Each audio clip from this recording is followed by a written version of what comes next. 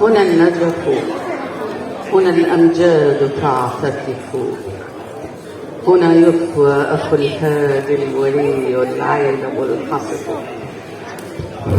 الوقت الآن في المهرجان المسرحي الطلابي للمسرح الابتدائي إلى المديرية العامة لتربية محافظة النجف الأشرف، حيث ستقدم مسرحية شخير آخر الليل. ستقدمها مدارس دار الزهراء الخيرية للأيتام. هذه المسرحية من تأليف الأستاذ عمار سيف، إخراج صابرين إبراهيم.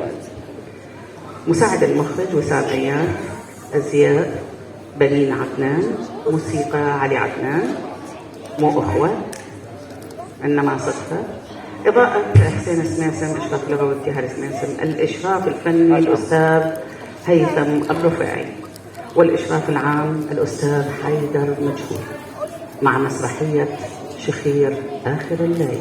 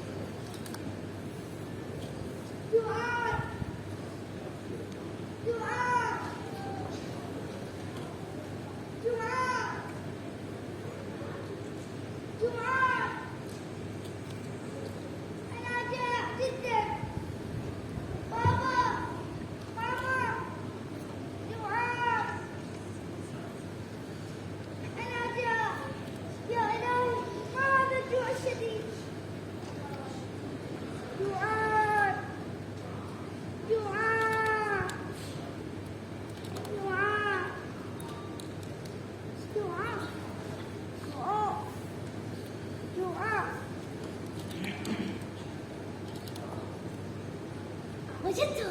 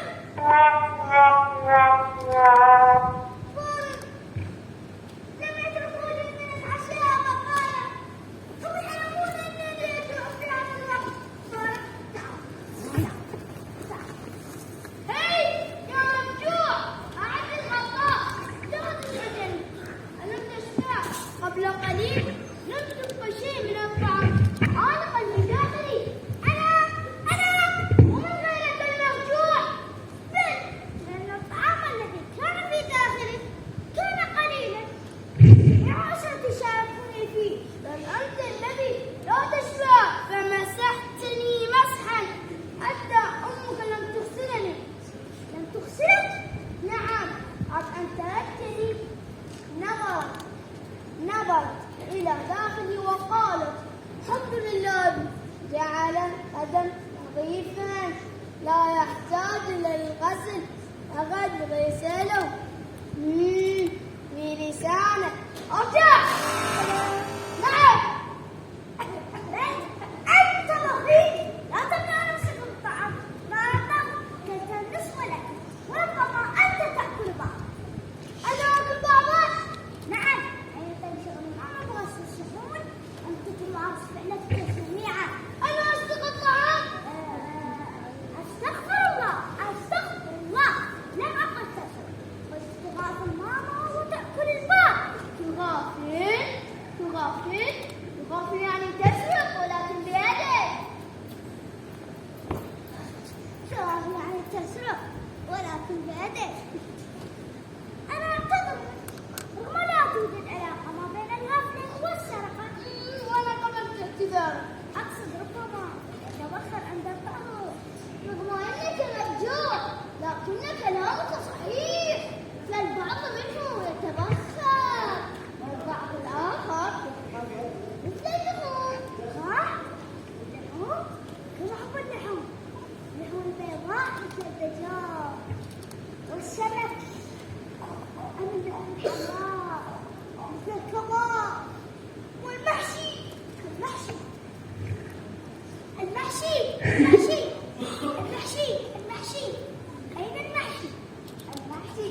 المحشي في عقلك.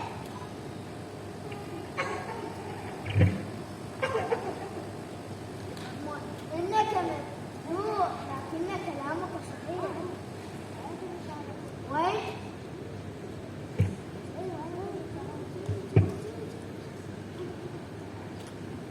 نعم توجد. أين؟ لا أشتريها. هنا في عقلي.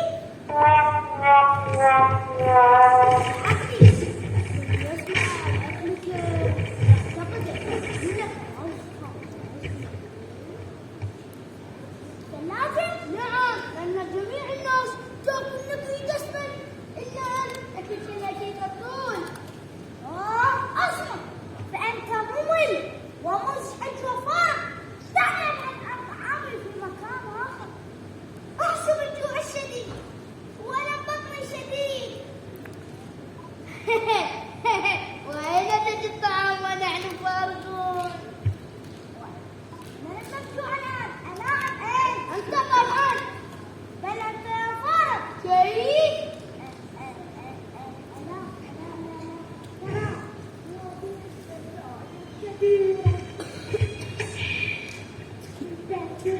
داخلها أطيب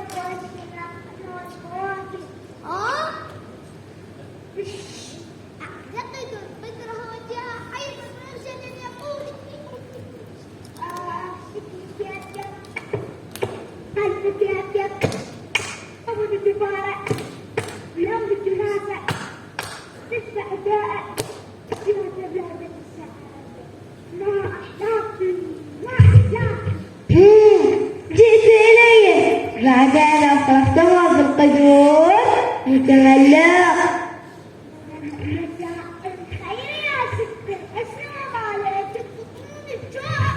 مساء التملق. هل كلامي إني أحبك جدا؟ تحبني فقط حين تجوع، حتى تملأني خشوعا النفايات بعد أن تملأ بطنك المفجوعة. بالعكس، الضغط كل ساعة يفعلها لأن لسانه الطويل للتنظيف وليس لآداب الكلام والطعام. وأنا الممتلئة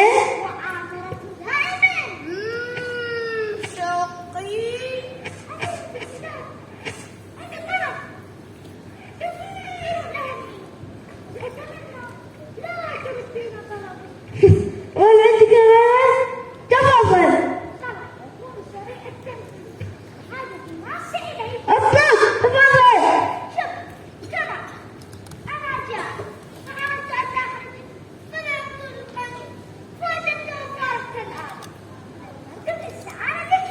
لكنك يا عزيزي كل يوم وبنفس الساعة تطلب نفس الطلب، وأحيانا تقتحم محتوياتي دون استئذان حتى مللنا من حضورك هنا. عندما تقرأ كي لا تنسي أن توكل ما تحتوين وجهي. مؤدب لسانه طويل. أنا لست ملكا لك، أفهم؟ وجهي كل ما تحتوين أعود لبابا. إذا ليس لك ما في داخلي ليس من مصروفك الشخصي. اسمع، تعال يا صديقي إلى هنا. اسمع يا عزيزي، اسمع يا عزيزي، دعني أتفق معك اتفاقا. كما تعلم أنا كل يوم أطعمك وأنت لا تشبع ولا تسمن، فقط فمك يأخذ بالعرض حتى أصبحت ملامح وجهك كأنها فم فقط. هذه مشكلتي، حتى قررت بنفسي الكل ينادى عليك ضعيف كالقصبة يسخرون مني. هذا يعني عندما تصبح سمينا تعتقن على وجه الله. بالتأكيد إنه لا يقول الصدق بل الصدق وكل الصدق. حسنا، لنختبره ونجرب.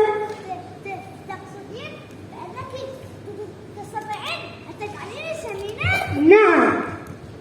ولما اكتسبت كل هذا الوقت؟ أولا لأن ليس من حق أحد أن يسخر منك أو يتنمر عليك، وثانيا لأن السمنة مضرة بالإنسان. المهم أتخلص من سخريتهم، ولكنهم سينادون عليك بالسمين ولا يكفون عن السخرية. يا كلمة السمين يا الله ما أحلاها. سمين سمين سمين ألا سمين ألا سمين ألا سمين ألا سمين ألا سمين سمين. اسمع يا عزيزي،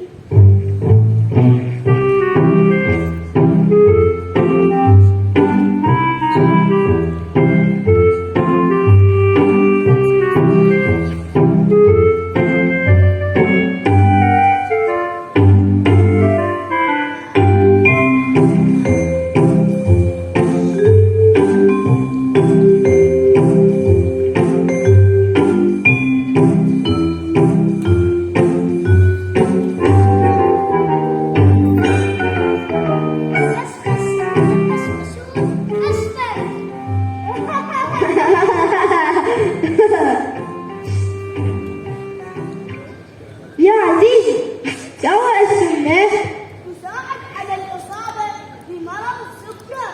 هذا الجميل يعلمني وأتمنى قوتي ولا أشعر الحلويات. ماذا تقول؟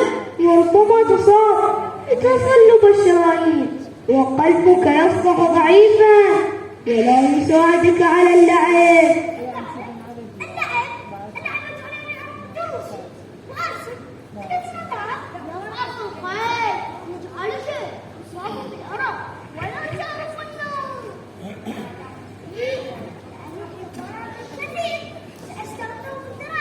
والسمنة مضرة.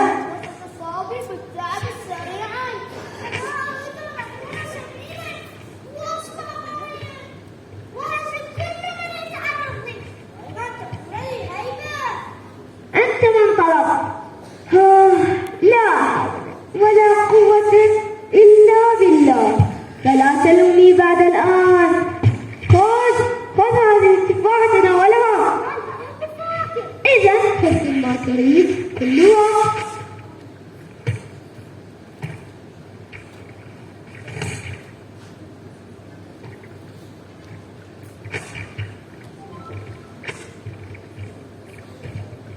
هل ما فعلناه صحيح؟ لا أعلم، ولكننا تخلصنا منه وبالبطء والمرجوع. سيبقى مرجوعا لأن معدته ستكبر وبطنه أيضا.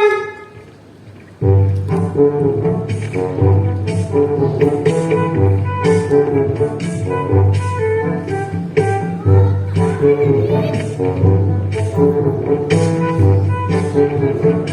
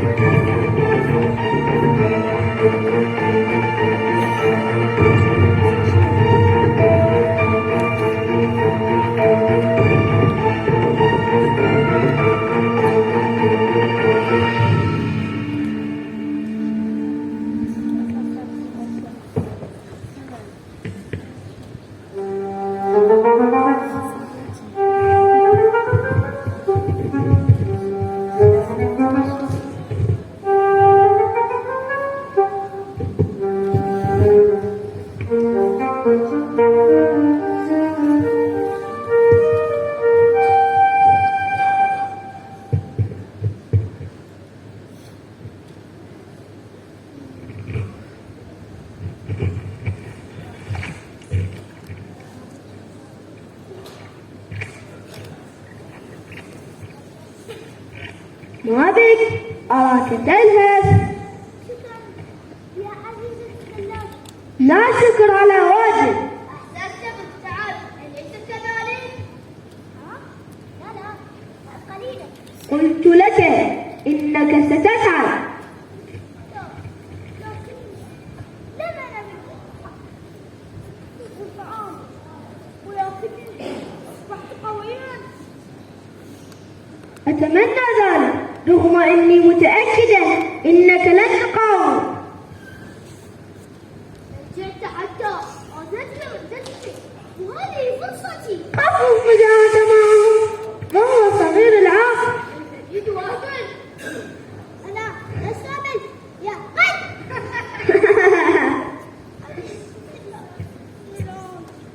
أتألم جوع وأرجو أتوسل بك أطعميني بتهدأ معدتي. يا عزيزي فعلنا لك ما تريد كي نتخلص من توسلك. لكني جاء فعلا هذه المرة. وسابقا سابقا لم أكن ذلك، لكني كنت أتخلص من ضعفي.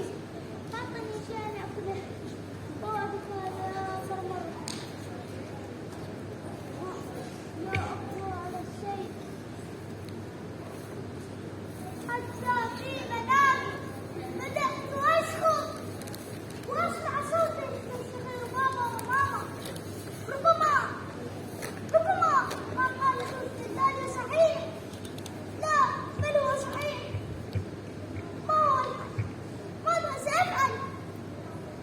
ليس الثلاجة.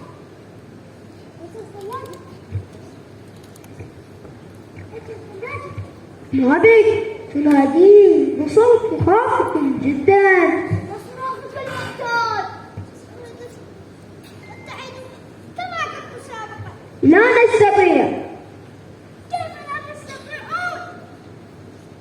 يعني سابقا هكذا لا أستطيع الحركة والجوع لا يفارقني. نعم وستجوع أكثر وأكثر. يا إلهي هذا كله بسبب طمعي وأنانيتي. أريد كل شيء بسهولة ولا أفعل شيء كسول ومدلل. لا تتغير. توعدنا بأنك تنفذ كل ما نطلب منك. أو حلم. إن لم تنفذ فأنت أنت من سيخسر هذه المرة، لأنك ستبقى على حالك هذا. إني سأنبهك. هل أنت جاد فعلا؟ نعم جاد فعلا. أحسن. إذا عليك أن تأكل في اليوم 3 وجبات طعام فقط. حاضر. أن تترك أنانيتك.